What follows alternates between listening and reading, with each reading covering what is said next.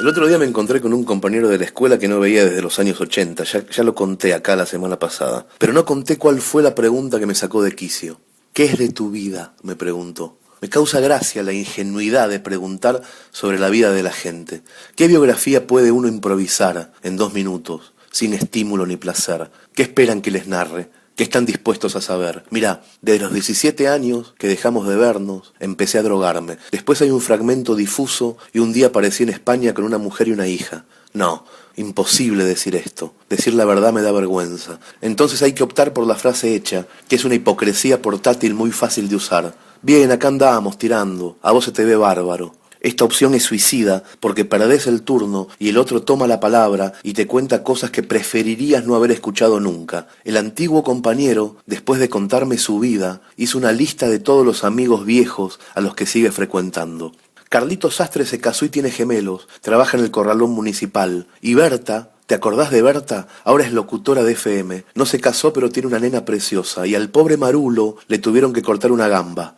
Hasta ese minuto Carlos Sastre, Berta Ulicino, Juan José Marulo eran en mi recuerdo 3 caritas infantiles hermosas. Ahora los busco en mi memoria y uno maneja una camioneta, la otra dice marcas de productos por micrófono, el tercero llora porque le falta una pierna y le duele. ¿Era necesaria esa información? ¿Qué hago yo ahora con esa chapa de espanto? El amigo con el que me encontré la semana pasada se llama Agustín Eduardo Feli. Quiero decir su nombre completo por la radio. Agustín Eduardo Feli, alias El Corcho, mercedino de 40 años. Antes de verlo, el otro día, yo me acordaba algunas cosas de él. Su segundo nombre, por ejemplo. Siempre nos acordamos el segundo nombre de las personas del colegio. También sabía el día de su nacimiento, en qué evento se partió un diente, en qué posición jugaba al fútbol. Estos datos, a través de los años, fueron suficientes para mí. Agustín Eduardo Feli, no tenías derecho a mostrarme tu calvicie prematura, ni a decir en voz alta que engañás a tu mujer y con quién, ni explicar lo dolorosa y lenta que fue la muerte de tu padre.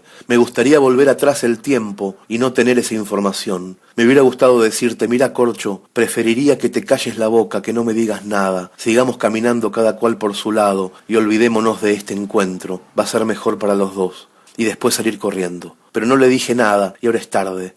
Yo no odio a Agustín Eduardo Feli, pero tampoco lo amo, ni lo quiero, ni lo estimo, ni siquiera lo aprecio, que es el escalón más bajo del careteo.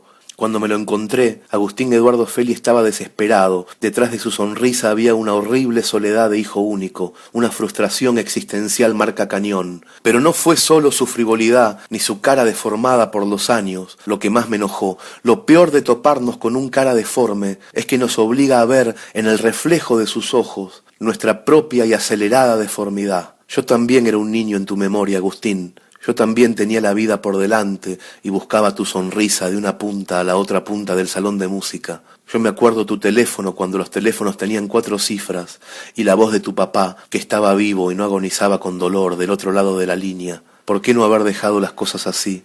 Ahora que te vi pelado y viejo, lamento en lo más profundo de mi corazón que desde la semana pasada y para siempre nos hayamos convertido en 2 hombres repugnantes. End of messages. Please leave your message after the tone.